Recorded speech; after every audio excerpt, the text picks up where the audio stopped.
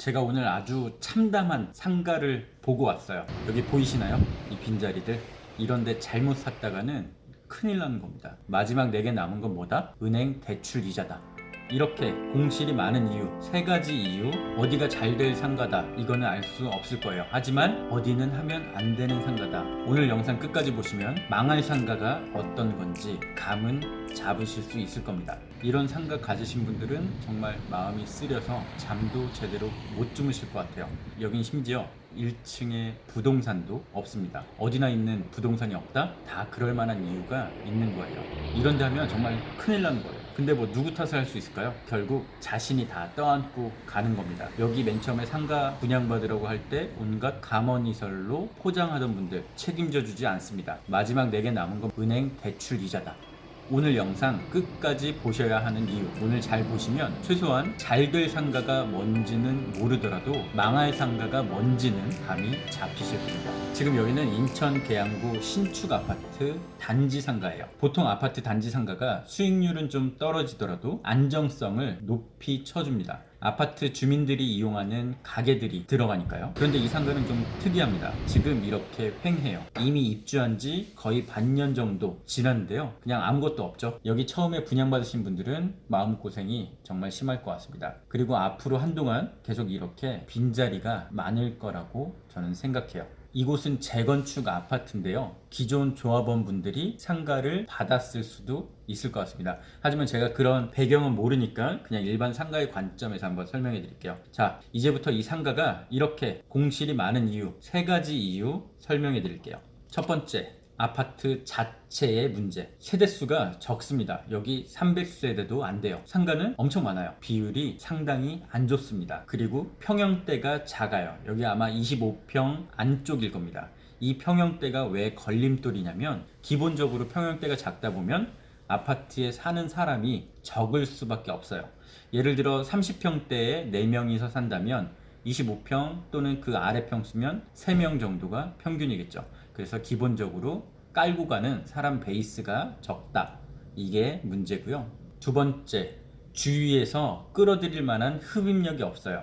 여기는 주위가 다 오래된 동네예요. 그 중에서 이 건물만 덩그러니 새 건물이 들어섰습니다. 새 아파트에 아주 깔끔한 상가라 겉보기가 참 좋죠. 근데 이 보기 좋은 걸로 끝이에요. 기존 장사하시던 분들이 이리 옮겨오려고 할까요? 아마 선뜻 오기 쉽지 않을 겁니다. 자기가 원래 장사하던 자리를 떠나기가 쉽지 않고요. 그리고 무엇보다 지금 이 아파트 상가 임대료가 분명히 주위보다 더 비쌀 겁니다. 제가 네이버 부동산에서 잠깐 찾아보니까 주위는 1층이 한 160, 150 뭐 이 정도면 충분히 가능한 금액이었어요. 근데 여기는 지금 현재 230만 원. 어려워요. 들어오기 어렵습니다.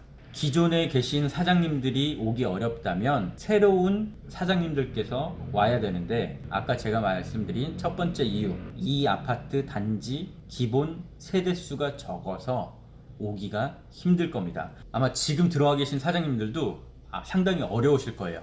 큰 용기를 갖고 들어오신 분들일 겁니다. 이곳 상가가 안 되는 결정적인 마지막 이유, 바로 건너편이 작전 현대구역이에요. 재개발되는 곳, 재개발로 철거되는 곳.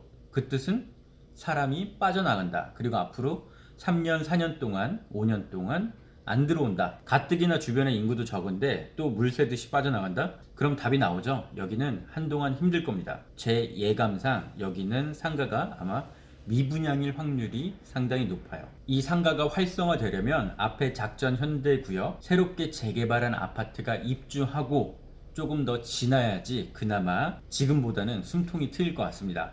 앞으로 3년, 4년, 뭐 5년 정도 남았겠죠? 그때까지는 버티는 수밖에 없어요. 그럼 지금 오면 다 망하냐? 꼭 그것만은 아닙니다. 제가 주위를 다 둘러보고 파악하진 않았지만 1층에 저가형 커피숍이 들어온다면 나름 괜찮을 수 있을 것 같아요.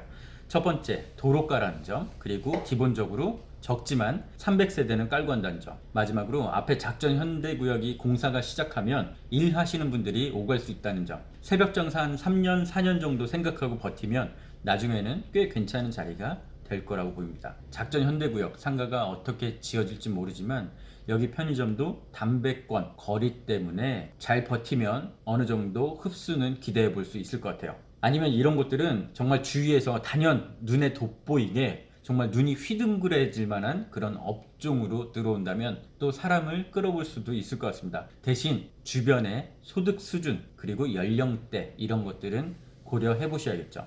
결국 이 상가는 이렇게 태생적인 많은 문제점이 있는 상가예요. 그런데 어쩔 수 없습니다. 만약에 분양받으신 분들이 있다면 그거는 자신이 선택한 거니까요. 계약 전에 충분히 고려를 해봤어야 됩니다. 뭐 장밋빛 미래만 그려지는 것, 남들이 말하는 대로 따라가지 않았다면, 자신이 혹시 작전 현대구역 개발 계획만 조금 더 생각했더라면 지금 이렇게 아까운 돈이 새지는 않을 겁니다.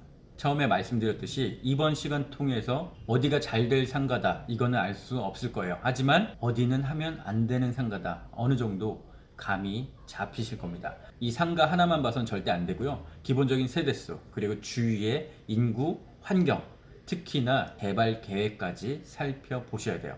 그래야지 최소 잘 되진 않더라도 망하지 않는 상가를 고를 수 있을 겁니다. 혹시나 이런 상가를 하셨다 그러면 마음을 내려놓으세요.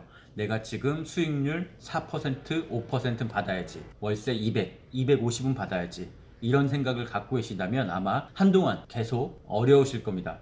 그러면 계속 관리비 나가고 대출 이자 나가고 아까운 내 돈만 나가는 거예요. 뭐 어떤 분들은 월세 적게 받으면 나중에 팔 때 그만큼 못 받지 않냐 이런 말씀 하시는 분들도 계신데요. 상가가 일단 임대가 나가야지 팔던가 말던가 하죠. 공시 상태에서는 어떤 누구도 상가를 사려고 하지 않을 겁니다. 오늘 제가 마지막 드린 말씀은 욕심을 버리고 마음을 비워라. 그리고 상가 하기 전에 충분히 이것저것 많이 공부해 보셔라 이겁니다.